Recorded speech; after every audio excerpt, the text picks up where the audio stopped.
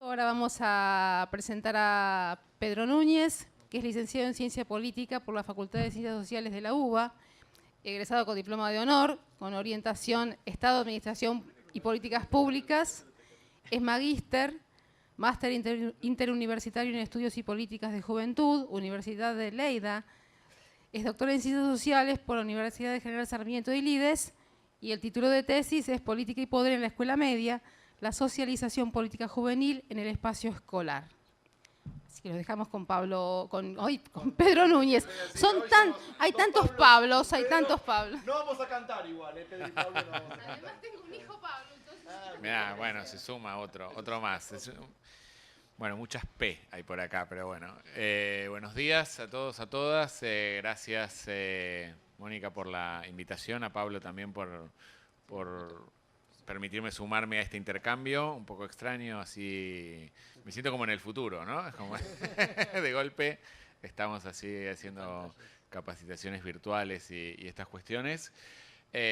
Como bien comentaba Pablo Omaro antes, la parte que voy a tocar yo tiene más que ver con pensar estos procesos a los que hacía mención él antes en relación a los derechos y la ciudadanía en el sistema educativo, en el espacio educativo, en las trayectorias juveniles, por el sistema educativo, pero fundamentalmente prestando atención a sus experiencias, es decir, qué experiencias tienen las y los jóvenes en su contacto con el sistema educativo. Preparé alguna cuestión un poco más extensa, si se quiere, en cuanto a Filminas, pero porque tiene quizás más fotos, donde planteo 4 cuestiones para compartir con ustedes.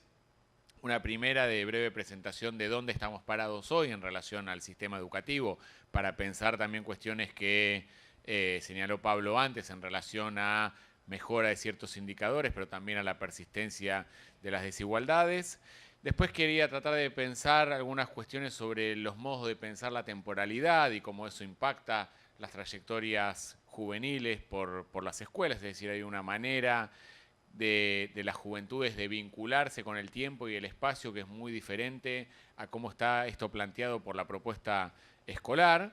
Y esto me va a llevar al siguiente punto, que es pensar sobre los nuevos sentidos que otorgan las y los jóvenes a su paso por la escuela, en contraposición con aquellos sentidos clásicos que solíamos atribuir al sistema educativo. Esto que, bueno, ya basta decir que lo dijo Pablo, ya dijo muchas cosas Pablo, pero bueno, tengo que recuperar varias cuestiones porque tampoco estoy planeando nada novedoso, ¿no? Lo dijo Pablo y antes lo dijo otro montón de gente, pero digo, porque también la manera de construir y de pensar tiene que ver con este abordaje colectivo, donde uno va asomando diferentes miradas y diferentes perspectivas, pero digo, efectivamente, esta idea de la moratoria juvenil, tantas veces criticada, otorgaba a la escuela secundaria el lugar de preparación para el mundo del trabajo, de preparación para la universidad, como dos caminos muy diferentes entre sí, y se preocupaba menos por pensar qué ocurre en la escuela con los jóvenes, es decir, cuáles son los sentidos que ellas y ellos le dan al estar en la escuela, y eso es precisamente lo que a mí me interesa traer a colación y compartir con ustedes. Traer a colación, prometo no decirlo más porque ya va a develar mi edad. Bueno, y por último, la cuestión de las experiencias de participación y efectivamente cómo se pone en juego hoy la ciudadanía o las ciudadanías, en el sentido que también planteó muy claramente antes Pablo Omaro, de cuáles son las demandas de derechos, si se puede pensar en derechos a la vieja usanza, en ese estado liberal otorgante de derechos para los ciudadanos, o más bien en estos nuevos modos de habitar las escuelas y por lo tanto también de redefinir y reconfigurar su ciudadanía por parte de los jóvenes. Bueno, me callo y vamos... Me callo no, sigo hablando, pero ya lejos de esta introducción, para pensar en esta imagen, ¿no? Digo, nuestro sistema educativo, recién cuando teníamos la presentación anterior, pensaba, ¿no? Bueno, cómo lidiar con la diversidad, con la pluralidad, cuando tenemos un sistema educativo que históricamente buscó la homogeneidad, ¿no? Y que efectivamente era esta foto que ustedes espero puedan apreciar por ahí, de la formación en fila, de muchas mujeres, las mujeres por un lado, los hombres por otro, ahí en esa foto se puede apreciar un montón de personas que parecieran que son todas iguales. Y en realidad, detrás de cada una de ellas hay múltiples historias que el sistema educativo no buscaba considerar, porque precisamente intentaba, quizá loablemente, construir igualdad. Ahora, esa construcción de igualdad tenía que ver fundamentalmente con llegar a la igualdad a través de la homogeneidad. Por lo tanto, esto tenía que ver precisamente con, primero, una forma escolar que tenía un currículum humanístico como central, ¿no? Y que llevaba a que se desmerecieran los saberes manuales, otro tipo de habilidades, y que por lo tanto ese enciclopedismo atravesara el conjunto del sistema educativo, más allá de la modalidad incluso en la que uno estuviera estudiando. Y decía, esta igualdad por homogeneidad llevaba a que toda la diversidad fuera vista de manera negativa, con temor, ¿no? El miedo al diferente, el miedo a la diversidad sexual, el temor a la diversidad social, el temor a la diversidad étnica.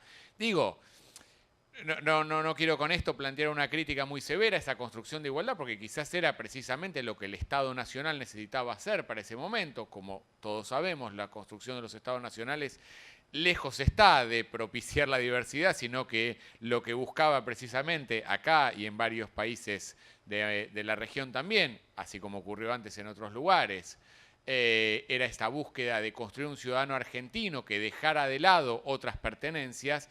En esa construcción de la homogeneidad, también el dejar de lado otras pertenencias implicaba esta tensión entre qué ocurre con lo diverso, ¿no? Y siempre la dificultad que quería traer para compartir hoy con ustedes, precisamente porque me parece que es algo que persiste, a pesar de que hoy estamos en 2017 y no en esos orígenes del Estado argentino, en esa dificultad que persiste en el sistema educativo para qué hago con el diferente, ¿no? Para nombrar a alguien como diferente, ya que implica toda una operación que pareciera imposibilitarlo o imposibilitarla de construirse como parte de un común, y también precisamente con ese temor de, bueno, ¿qué pasa si alguien presta mucha atención, es muy inteligente? ¿Qué pasa si alguien pareciera que no le da la cabeza, como se suele caracterizar muchas veces en el sistema educativo a algunos estudiantes, ¿no? ¿Qué pasa con el que participa mucho y qué pasa con el que está callado? Es decir, estamos muy habituados a los del medio, ¿no? A los que se sientan en el medio, y nos molesta muchas veces los que se sientan adelante y preguntan mucho y los que se sientan atrás y pareciera que están en otra.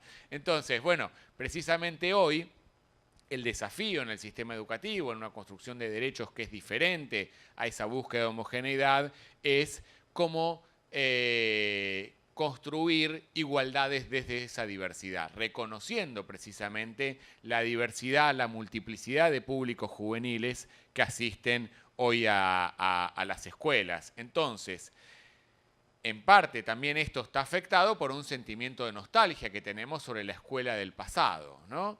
Estamos siempre, bueno, los argentinos somos bastante nostálgicos, somos bastante melancólicos, ¿no?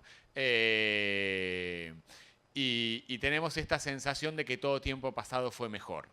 Y con la escuela esto tiene una particularidad bastante negativa para pensar el hoy, porque dificulta precisamente pensar cuáles son las características y las necesidades del sistema educativo de ahora, y no de hace 30 o 40 años.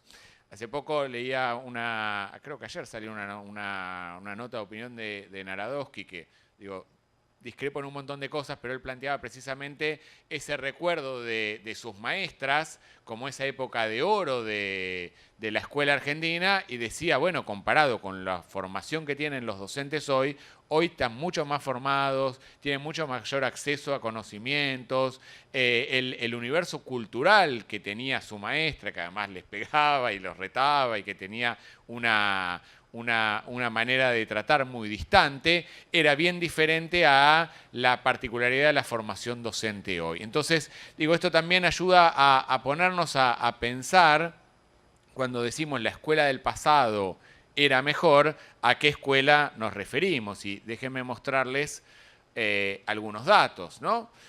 Si uno mira la evolución de las tasas de escolarización, por ejemplo, para el nivel secundario, va a ver que en esa escuela del pasado añorada, Por ejemplo, en 1980, solamente el 40% de la población en edad de asistir a la escuela secundaria efectivamente iba a las instituciones educativas. Entonces, hoy la mayor cantidad de personas que llega a la escuela secundaria también trae mayor heterogeneidad.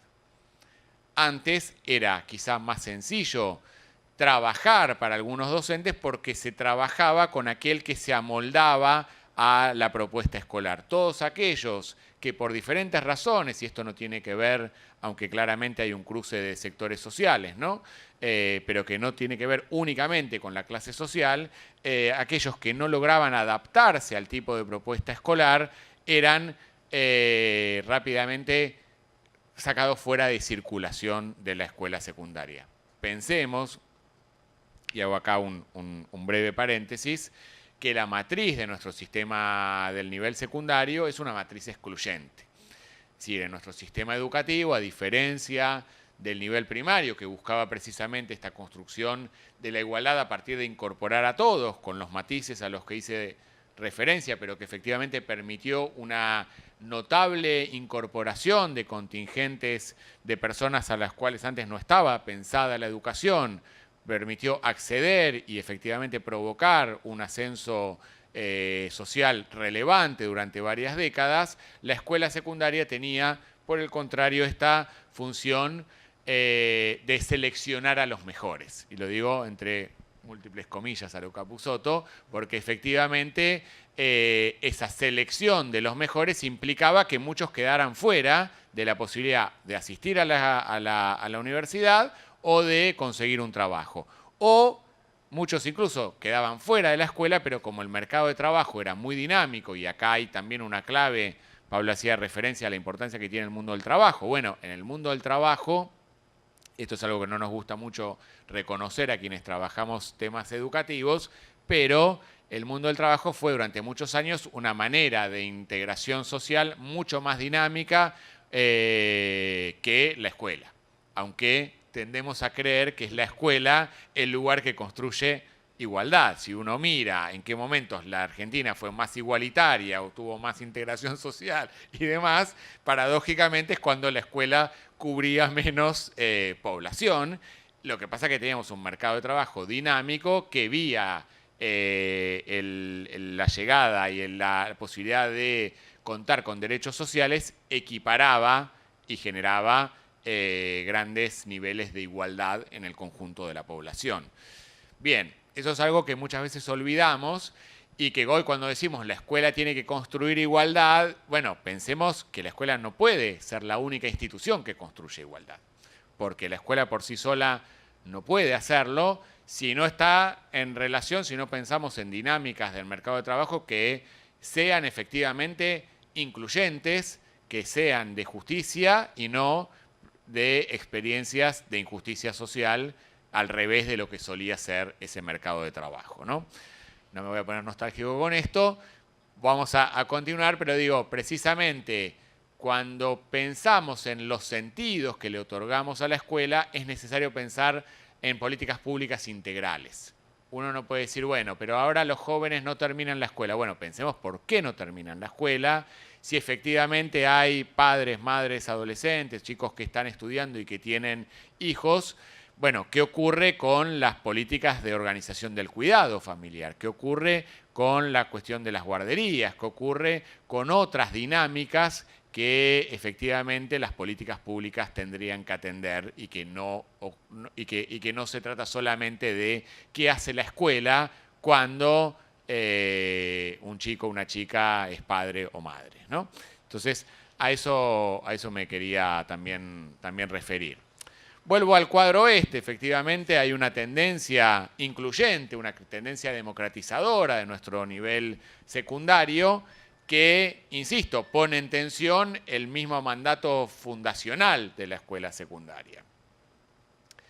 Esto no es particular de la Argentina, en toda América Latina, y ahí tenemos varios países seleccionados, también la tendencia es creciente. Estamos en la mayoría de los países de la región por arriba del 75% de asistencia,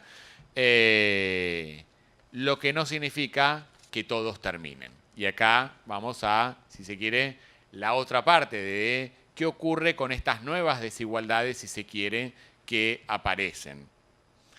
Traje simplemente 2 filminas que voy a tratar de explicarles. Si uno mira tasa de egreso, sobreedad, tasa de abandono, más allá de la discusión sobre los nombres, vieron que en el sistema educativo llamamos abandono, ¿no? Ahí pareciera que es el joven o la joven la que abandona, de golpe decide dejar, como si la escuela no tuviera ningún tipo de responsabilidad en esa producción del dejar la escuela. Ningún chico dice abandoné.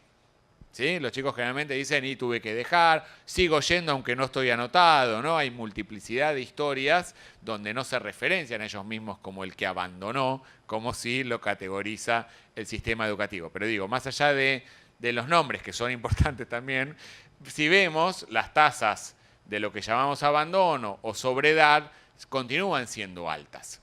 Y las tasas de egreso no tienen el desempeño que quisiéramos que efectivamente tuviera. Esto está secundaria básica, que son los 3 primeros años, secundaria orientada, es decir, los chicos que terminan efectivamente egresando de la escuela secundaria son la mitad. Son la mitad siendo generosos, porque son la mitad si consideramos una temporalidad de largo plazo. ¿Qué quiero decir con esto? Que nosotros planificamos una escuela de secundaria de 5 o 6 años y muchos jóvenes terminan la escuela, egresan a los 8, 9, 10 años. Es decir, hay, y esto es algo que voy a recuperar en unos minutos, hay una temporalidad de la propuesta escolar que se planifica para 5 o 6 años y una temporalidad del joven en su experiencia educativa, al menos de muchos jóvenes, que le lleva muchos más años que lo que la propuesta educativa contemplaba. Esto obviamente si lo cruzamos por clima educativo del hogar, es decir, cuál es el nivel educativo de las familias de las que vienen esos jóvenes, también es desigual. Hay más jóvenes de clima educativo alto, de familias de clima educativo alto en las escuelas, que jóvenes que provienen de familias que no completaron, por ejemplo, el nivel secundario. De hecho, lo que muchos autores referencian en estos años es que se trata de la primera generación, aunque ya hace bastante, ¿no? Pero podemos seguir con esta idea de una primera generación que tiene la posibilidad de atravesar y de cursar estudios secundarios, a diferencia de sus padres, ni que hablar de sus abuelos. Y esto, del mismo modo que ocurre en la secundaria, también está comenzando a sentirse en la universidad. Por primera vez comienzan a acceder a estudios universitarios jóvenes que provienen de familias que jamás imaginaron que iban a atravesar esa experiencia educativa. Y esto hace ruido a las instituciones, hace ruido a muchos docentes que no terminamos de adaptarnos o de saber cómo trabajar con un perfil de estudiante que no es el estudiante imaginado, que no es el estudiante o que ni siquiera imaginado, con el cual estábamos más habituados a trabajar, y también genera tensión a los propios jóvenes que muchas veces sienten que no son considerados, que no son respetados o que sienten que no forman parte de ese mismo espacio por el que están transitando. Esta sensación de llegar a un tipo de institución que no te recibe a veces muy amigablemente y que requiere también un manejo de autonomía con el cual no siempre los jóvenes cuentan, en el sentido de, por ejemplo, si uno transita a la Universidad de Buenos Aires, las grandes universidades tradicionales, y en esto las universidades del conurbano lo trabajan mejor y otras universidades más nuevas también de varias provincias lo resuelven de una manera distinta, con un acompañamiento más personalizado, con dinámicas y tutorías que permiten sentir que efectivamente uno es considerado en esas instituciones. Bien, voy a avanzar todo esto para tratar de llegar entonces a cómo vamos a poder pensar este proceso de lo que llamamos dislocación entre la escuela y los jóvenes. ¿Qué quiero decir con esto? Bueno, que efectivamente hay experiencias que la escuela propone que son muy diferentes a cómo los transitan los jóvenes. Y esto nos lleva, por lo tanto, a poner en tensión ese tiempos y experiencias escolares, ¿no? Lo primero que uno podría señalar acá es que hay un modo de experimentar la temporalidad muy diferente por parte de los jóvenes que en relación a la propuesta de las escuelas. ¿Qué quiero decir con esto? Que históricamente la escuela tenía esta función de ser coorganizadora, organizadora de la vida cotidiana de las personas. Digo, todos esto lo hemos incorporado desde el momento en que a qué hora uno entra a la escuela, a qué hora sale. Los que tenemos hijos sabemos que a tal horario los tenemos que llevar, a tal horario los tenemos que buscar. Hay una organización de nuestra cotidianeidad que está atravesada por los tiempos escolares y que desde ya entra en un mayor nivel de incertidumbre cuando esos tiempos escolares se alteran. Es decir, cuando no hay clase por alguna razón, cuando muchos jóvenes sienten que pierden el tiempo en la escuela, cuando el sentido de esa organización temporal de la vida cotidiana empieza a entrar en algún tipo de tensión. A esto hay que sumar que nuestra educación sentimental estaba muy vinculada a esa temporalidad, una temporalidad de largo plazo, una temporalidad que sabía esperar determinados momentos, y la temporalidad juvenil en la actualidad se mueve por tiempos mucho más vertiginosos. ¿Qué quiero decir con esto? Hay modos digitales de experimentar la cotidianeidad que son distintos a los mundos de los adultos. Por ejemplo, los jóvenes creen que tienen un acceso absoluto e ilimitado a los consumos. A ver todos los capítulos de la serie en un mismo fin de semana, a escuchar música de acuerdo a una playlist que va variando sin importar el orden de los temas, mientras nosotros comprábamos el disco de vinilo, poníamos el lado A, íbamos pasando, escuchando todos los temas, a nadie se le ocurría empezar por el lado B. Cuando llegaron los CDs a nadie se le ocurría pasar al tema 10 en vez de empezar por el primero. Después incorporamos que efectivamente uno podía no escuchar los primeros 5 temas porque por ahí eran malos, ¿no? Pero como parte de nuestra educación en los consumos no existía, había que esperar. En todo caso, podían no gustarte esos 4 temas, pero los escuchabas igual. Los jóvenes no los escuchan. Digo, hay una capacidad ahí muy diferente de ese vínculo con el consumo, que obviamente es desigual por clases sociales, y ya no quiero con esto señalar que sea del mismo modo para todos, pero que se vincula con algo de la propuesta escolar, que la propuesta escolar tiene esta sensación de que uno está formándose para algo. Tiene esto que algunos autores llaman la gratificación diferida. Vos te esforzás ahora, trabajás ahora, fíjense que usamos mucho el trabajar en la escuela, para tener un futuro mejor. Y el joven dice, ¿y el ahora qué? ¿Por qué no tiene? Si hay otros lugares de mi vida donde tiene sentido el ahora, ¿por qué la escuela no puede tener sentido por el mero hecho de ir a la escuela más que por preparación para un futuro que además se ve como un futuro borroso? Con un futuro que no está muy claro, que efectivamente terminar el secundario te habilite a tener un mejor trabajo, porque muchos de ellos tienen experiencias de compañeros, de amigos, de gente del barrio, que no termina el secundario y que igual está trabajando, y que eso le permite acceder a un dinero, aunque sea mínimo, para sus consumos. ¿Sí? Entonces, acá hay una competencia de la escuela con otras vías de integración, que son más precarias desde ya, porque hago acá otro paréntesis, ¿no? Cuanto mejor nivel educativo se tiene a lo largo de la vida, mejores posibilidades de obtener un trabajo, pero eso se ve con el tiempo. En las edades de 18, 19, 20 años, el mercado laboral incorpora en sus eslabones más bajos, donde no importa tanto el hecho de tener o no título secundario, ¿no? Bien, no sé si estoy yendo muy rápido, sí, más o menos. Pero bueno, nadie se queja, no hay quejas porque no las pueden expresar acá. Lo cual es una... Bien. Perfecto. Seguimos entonces con esta idea que quería compartir con ustedes, que precisamente esto que traía Pablo Gomaro antes del besazo y de agarrarse de la mano en la escuela, tiene que ver con una escuela que históricamente se pensó como aquella que debe controlar las emociones de los estudiantes. Donde en la escuela ser estudiante, convertirte en estudiante implica dejar de ser joven.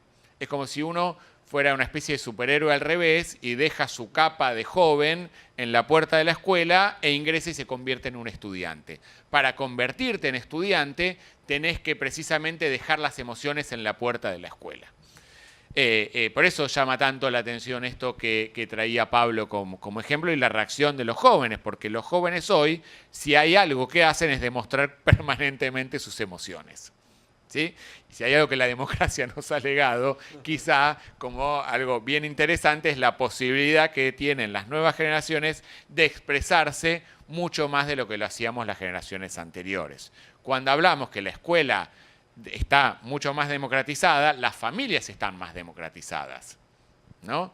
Los jóvenes hablan mucho más en sus casas, los jóvenes tienen más voz en sus casas, los jóvenes tienen mayores posibilidades de rebelarse contra sus familias, o incluso ya ni de rebelarse, de negociar en sus familias acuerdos que efectivamente también lleva a que en otros ámbitos de la vida social, como es la institución educativa, también tengan lugar estas cuestiones. Bien, entonces, decirle a un joven que tiene la posibilidad de hacer varias actividades a la vez, que no puede escuchar música mientras hace el trabajo práctico en grupo en la escuela, pareciera una locura, pero efectivamente pasa. Entonces, ¿cómo podemos trabajar y lidiar con jóvenes que pueden hacer esas dos cosas al mismo tiempo, así como muchas cosas más, sin por eso creer que están atentando contra la autoridad educativa? Y acá voy a avanzar un poco porque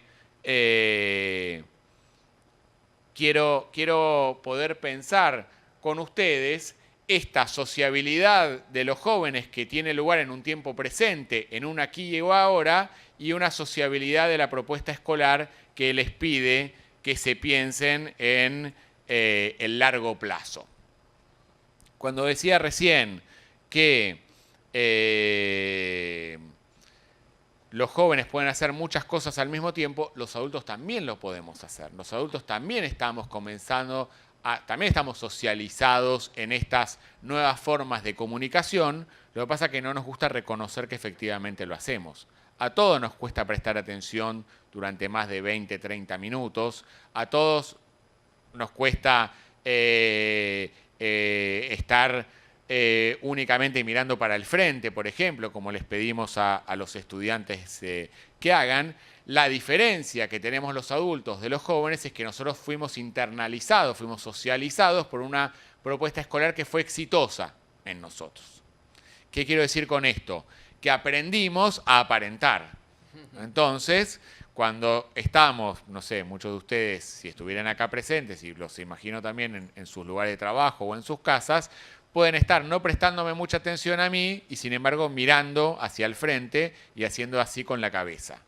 Y quizá muchas de las cuestiones que yo estoy diciendo en ningún momento las escucharon y están pensando qué van a comer esta noche, o si se van a separar o no, o si le van a decir por fin a tal persona que esta vieja charla que quieren llevar adelante, ¿no? Desde hace rato. Entonces, a lo que voy es que como estamos internalizados en esa propuesta escolar que fue efectivamente exitosa en nosotros, nos cuesta mucho comprender estas nuevas dinámicas de sociabilidad que tienen las y los jóvenes en la actualidad.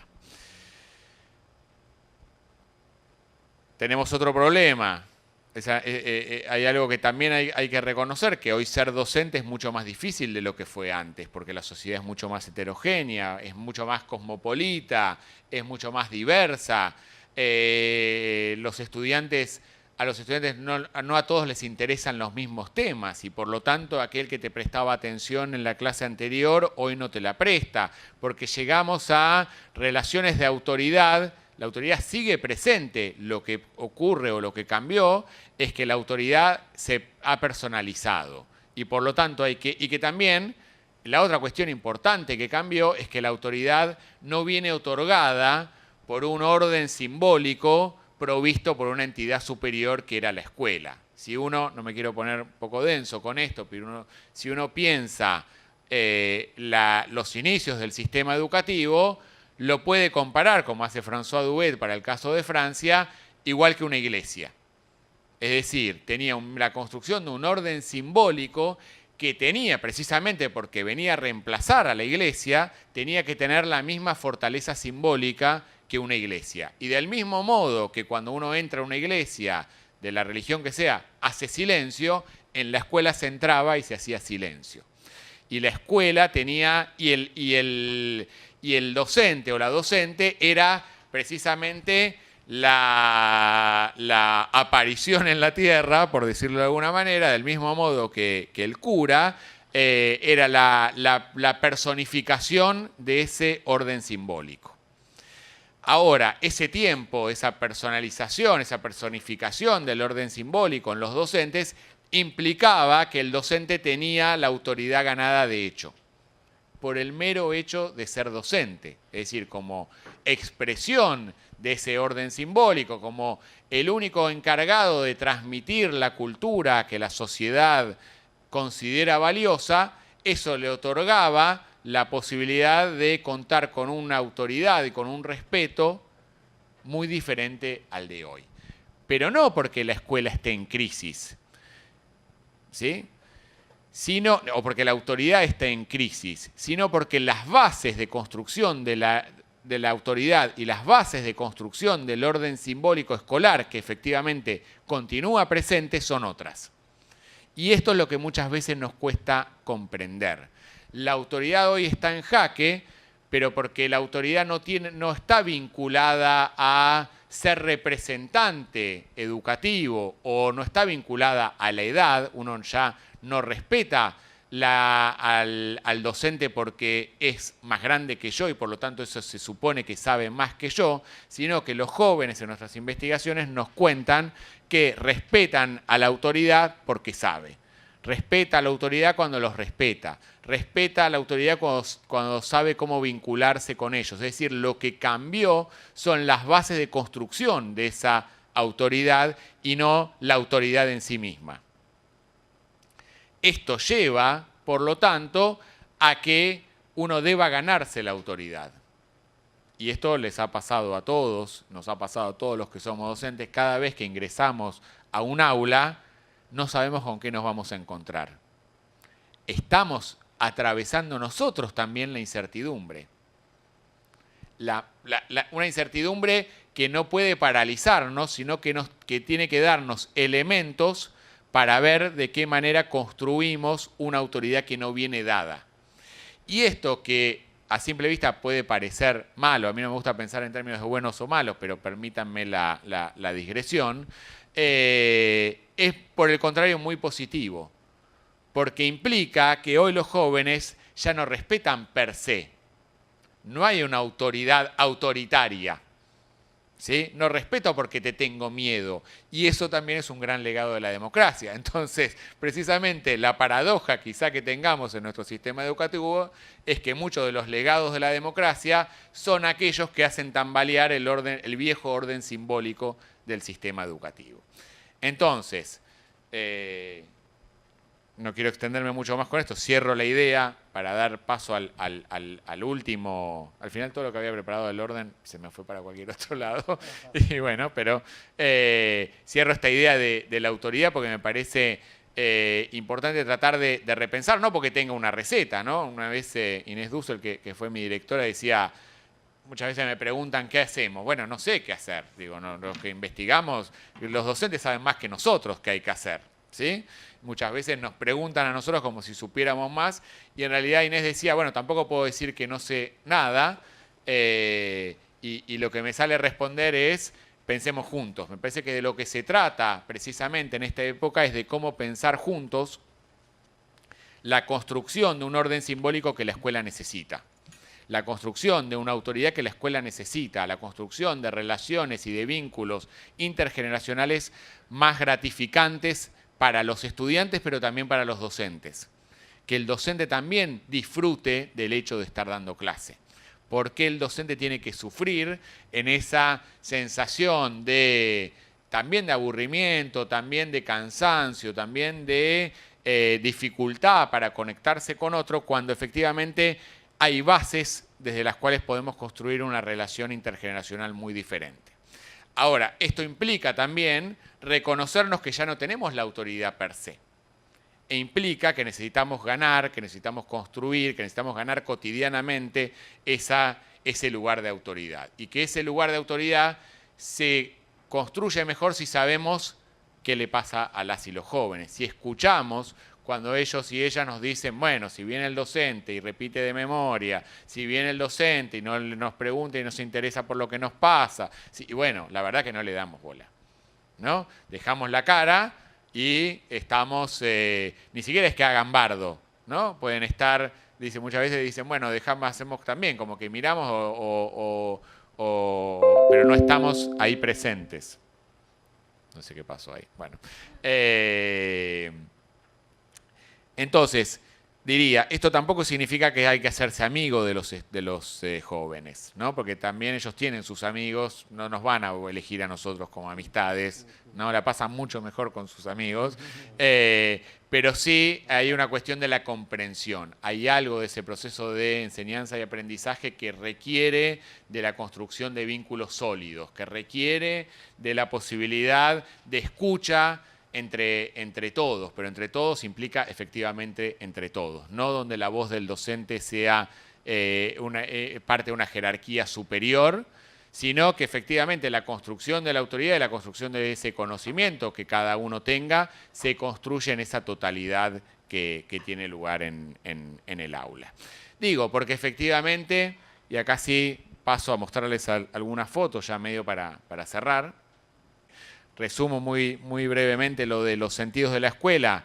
Nosotros en las investigaciones encontramos que efectivamente hay jóvenes que dicen vengo a la escuela para conseguir un mejor trabajo, y eso generalmente se da más en sectores populares, y jóvenes que te dicen vengo a la escuela para ir a la universidad porque esta escuela tiene buen nivel, y eso ocurre más en sectores medios y altos. Digo, hay una clara diferencia de sectores sociales, pero la novedad o lo innovador que hallamos en las investigaciones es la presencia de nuevos sentidos que se le da a la escuela, que tienen que ver con ese disfrutar el aquí y el ahora. Vengo a la escuela porque están mis amigos, vengo a la escuela porque la paso bien, vengo a la escuela porque ahí está la posibilidad de encontrarse con gente de distintos estilos juveniles, vengo a la escuela porque me tratan mejor que en mi casa, vengo a la escuela por ver una experiencia.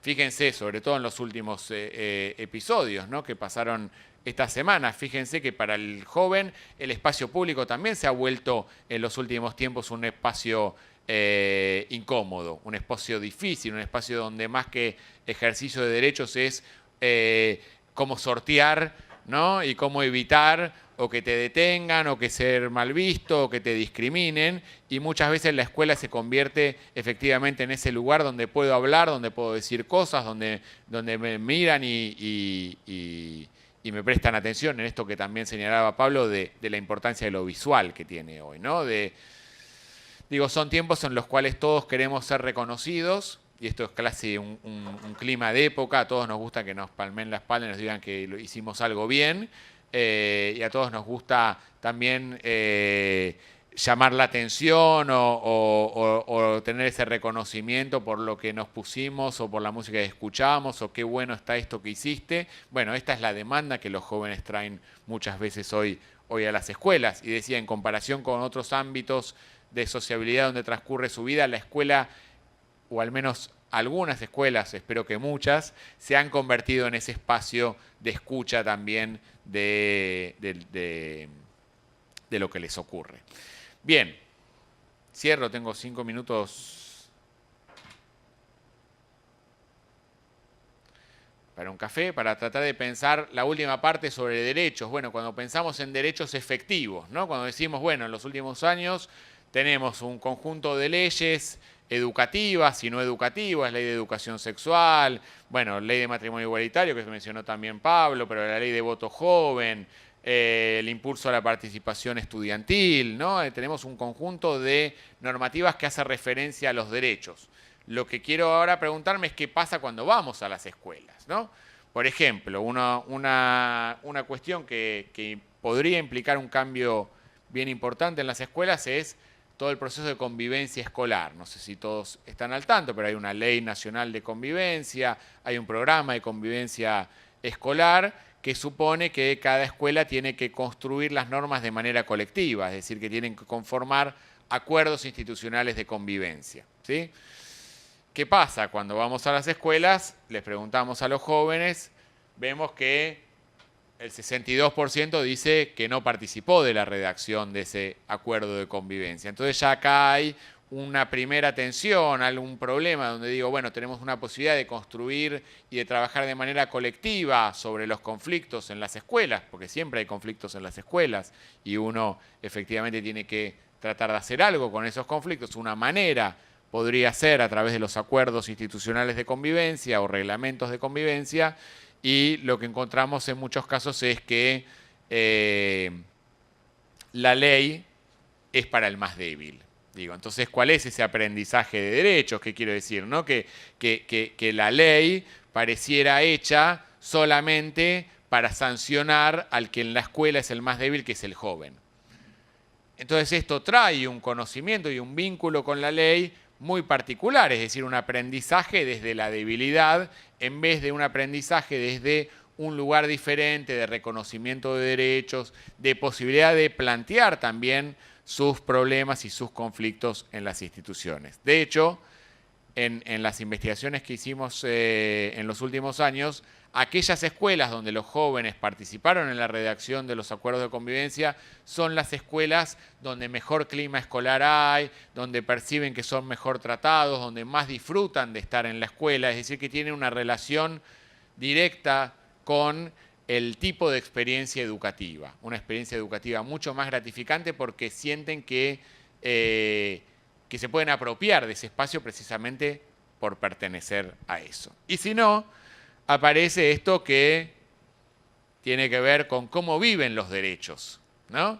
Bueno, si no me dejan hacer el acuerdo de convivencia, es los pollerazos, que ahora están muy de moda, ¿no? Jóvenes que van a la escuela, varones que van con polleras para apoyar precisamente y para protestar y para reclamar en relación a los acuerdos institucionales de convivencia, que esto no lo dije, pero en esto de la interseccionalidad de las desigualdades, si es desigual el acuerdo, es más desigual para las estudiantes mujeres, porque busca regular mucho más a los cuerpos de las mujeres que a los cuerpos de los varones. Entonces ahí hay también una desigualdad de género. Nos hemos topado con escuelas donde las jóvenes mujeres tienen que ir con guardapolvo y los varones no, en el secundario, ¿no? En escuelas públicas, donde, bueno, aparece el cuerpo de la mujer como aquello maligno, ¿no? Y que por lo tanto hay que cubrir de cualquier manera y que por lo tanto va más sobre ellas la regulación. Entonces aparecen los pollerazos, ¿no? Como modo de protesta. Pero también tenemos toda la cuestión en los últimos años de la violencia de género, ¿no? Chicos, más allá de que tengan o no centros de estudiantes en sus escuelas, que pegan carteles en relación a la violencia de género, como ese que ustedes pueden apreciar ahí. Otros que buscan formar el centro de estudiantes mezclando a los Simpsons con un Che Guevara un poco regordete, que está excedido de peso. Pero digo, el punto es que más allá de la presencia ideológica del Che, ¿no? como símbolo, el símbolo más fuerte son los Simpsons. Digo, acá hay una relación de la cultura popular, si se quiere, de mucho mayor presencia y de mayor interpelación para los jóvenes. Otros sí tienen una tradición más militante, ¿no? Esta cuestión de las marchas y demás, pero otros piden como reclamo espejo en el baño de varones o poder pasar música en los recreos, ¿sí? Es decir, cuando nosotros encontramos y nos preguntamos por la política y los derechos en la escuela, quizá estas demandas también cobren la misma importancia para ellos que las otras de una marcha del 16 de septiembre a las que estamos más habituados los adultos. ¿Por qué? Porque precisamente tiene que ver con tener o no una experiencia escolar gratificante. Me parece que hay algo que quisiera por ahí dejar como frase, ¿no? de esta búsqueda de una experiencia escolar gratificante, que sea grato estar en la escuela por el mero hecho de estar ahí, más allá de qué me va a pasar en el futuro y más allá de lo que me está pasando en otros ámbitos sociales en este momento. Es decir, no se trata solo de que todos somos educables, sino de que más allá de qué familia vengamos, de qué barrio vengamos, de lo que le esté pasando a tal o cual persona en su vida en otros espacios, estar en la escuela puede ser grato para cualquiera de nosotros. Y este me parece que es quizá la cuestión que quería dejar como más central. Otros que le ponen de nombre a su agrupación estudiantil la Diego Armando, ¿no? Porque buscan un centro de estudiantes que le pegue de zurda, y otros chicos que piden que los techos se queden arriba, ¿no? Es decir, un reclamo tan básico como que el techo no se te venga encima y que efectivamente puedas transitar la experiencia de estar en la escuela sin algún problema de infraestructura como tienen muchas instituciones. Bien, cierro con esto. Entonces, esta pregunta, si hay un nuevo sujeto, es decir, hay un nuevo público, hay jóvenes mucho más diversos, hay jóvenes mucho más heterogéneos que traen otras demandas, que nos interpelan como docentes, que nos interpelan como adultos, que plantean una imagen muy distinta a aquella con la que estudiamos, de creer que llegamos y que nos vamos a encontrar con esa primera foto que les mostraba de que van a estar todos formados en hilera y sin hacer ruido porque ya controlaron sus emociones por el hecho de estar en la escuela. Hoy vamos a encontrarnos con una diversidad mucho mayor que también tiene esta potencialidad efectivamente de cómo construir igualdad con esa diversidad. Es decir, el gran desafío es poder demostrar que que los caminos de construcción de la igualdad son múltiples, si se quiere, y que cada uno de nosotros puede llegar a la igualdad a partir de sus diversos recorridos y sus distintas trayectorias, ¿no? Una escuela que escuche, que contenga, que se democratice, una escuela donde efectivamente pueda trabajar en relación a la disminución de las desigualdades, donde aparecen marcos temporales distintos, donde hay una constelación de sentidos, pero que están todos bastante alejados de la idea de crisis con la cual nos encanta a los argentinos convivir, ¿no? De pensar que la escuela está todo el tiempo en crisis. Lo que nos muestran las y los jóvenes es que le otorgan nuevos sentidos, múltiples sentidos a su experiencia escolar y que efectivamente lleva a que esa posibilidad de transitar por la experiencia escolar, a ser reconocidos, implica para ellos la posibilidad también de pertenecer, de ser parte de algo que tiene que ver con una construcción común y con una construcción colectiva. Bueno, dejaría acá. Muchas gracias y vamos a un corte. Antes de ir al corte tenemos una, en esta planificación que habíamos pensamos entonces compartir con ustedes una película y darles algunas consignas que no sé si las están por ahí. La película son fragmentos de, ¿cómo se llamaba? Escritores de la Libertad. Y nosotros seleccionamos algunas escenas donde nos interesa que ustedes puedan prestar atención a las posiciones de los docentes, a los vínculos, a qué ocurre ahí en relación a la simbología de ese orden escolar, qué elementos están presentes y sobre todo cómo se vincula esta docente con otros pares, con algunas dificultades, y qué pasa con su vínculo con los estudiantes. Y les dejamos una consigna para que vayan pensando, charlando, o cada uno, no sé cómo estarán en este momento viendo el video. Bueno, sí, ¿cuáles son los elementos característicos de la escuela que pueden identificarse en las imágenes? ¿Qué tipo de vínculos intergeneracionales tienen lugar en la película? ¿Qué lugar ocupa los conocimientos y cuáles las diferentes posiciones de docentes? Acá quizás algunas cuestiones están más desarrolladas, otras no, y otros pueden pensar sobre sus experiencias los docentes que estén mirando en sus escuelas, qué cuestiones aparecen pensadas como conflictivas en las interacciones escolares. Estas serían las primeras preguntas como para empezar a charlar y después, bueno, no podemos hacer acá un cierre, pero les puede quedar para ustedes para ir charlando entre ustedes. Bueno, gracias.